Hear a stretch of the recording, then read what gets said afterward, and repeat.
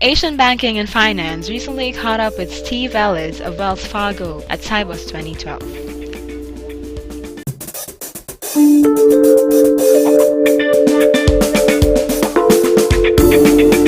Phishing is more a nuisance thing than anything else. It's been more the man-in-the-middle attacks and the man-in-the-browser attacks, which are much more sophisticated attacks. So we actually spend a lot of time risk rating every single transaction that comes through on 36 parameters, and then stopping them if they're over a certain score, and then doing follow-up with the customer. So we move $11 trillion. We've had maybe $10,000 of fraud loss this year. Wow. So, which is so if you do it right, it's pretty straightforward. We also spend a lot of time educating the employees of Wells Fargo and our customers around common sense things you do to protect yourself. I would say most large corporates are very focused on it. I'd say smaller companies less so. We're a big proponent of dual custody. One person sets a wire up, one person releases it, somebody else releases it. A lot of smaller companies, they don't have that kind of separation, so they want to have someone set it up and release that same person. So we actually create a slightly different experience for them, where we do some other checks online to try to protect them from themselves. I think the biggest thing is that there's a lot of misperceptions around it in the media. They think it's all about a token and one thing, and in reality, it's about a whole environment you build around security. A token's only one piece of, like I said, like 36 different things we do, and then there's the piece about the education, just having people use common sense around the things they do. Well, so we were the first bank to do commercial mobile, right, in 2007. And what we found by talking to a lot of customers is, it's a very different experience than coming in a browser and a PC or a laptop, or frankly even a tablet now. They're walking through an airport. They got to get something done right now, right? And you're sort of bringing the office to them, but you got to bring very specific situational stuff to them. Like they got to approve a wire, they got to approve a check to pay a return, and they got to change somebody's access rights. So it's very direct and focused stuff.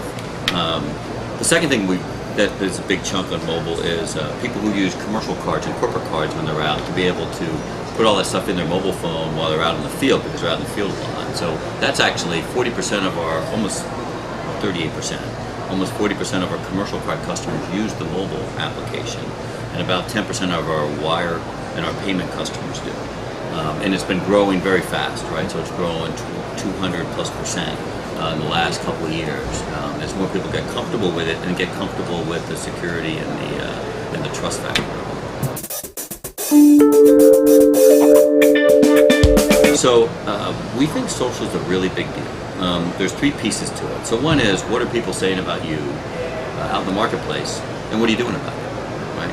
Now, some people don't follow that stuff at all. For us, it's very important because our reputation's key, and your customers are out there, and Twitter is public and searchable. Anyone can search it. So you've got to be out there and responding to tweets.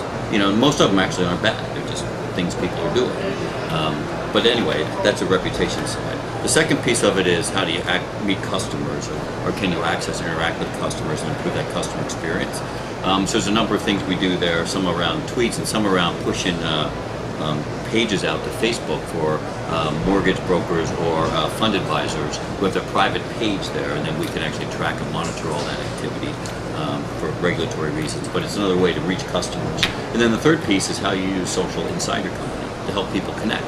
A big company like Wells with 260,000 people, it's a lot of people, right? And if you allow people to create their own little groups and networks and find things themselves, they feel like they're empowered and they have more autonomy to get things done, and it actually brings a lot of flexibility to the organization and allows people to connect themselves easier.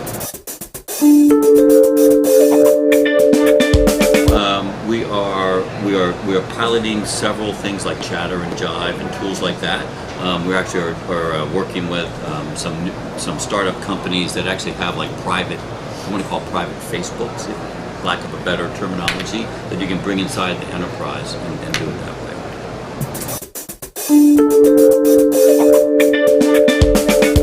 Well, I would think mobile is a big spot. There's a lot of, when we were talking about fraud and phishing earlier, a lot of people talk about how mobile, there's a lot of concern, is mobile safe or not?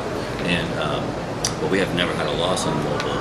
But I think mobile is a game changer, because when you think of, let's take an iPhone 5, let's forget the 4G, let's go for the big one. I mean, this is like something you have, right? It's like a token. So if my phone's here, and we're here in Osaka, Japan right now, and someone's using my credit card in San Francisco, what are the odds it's me? Like 0, right? Now, odds of one of my kids, way higher, probably even higher than somebody stealing my credit card. But this gives you a lot of things you didn't have before, from knowing your customer. If the customer's okay with you using that info to provide a better experience, and then you start thinking about GPS and the camera features in this, and how you can use biometrics to really know who someone is, facial recognition from this phone, or voice recognition. You know, it changes the game a lot in a really big way. We're very excited about the future.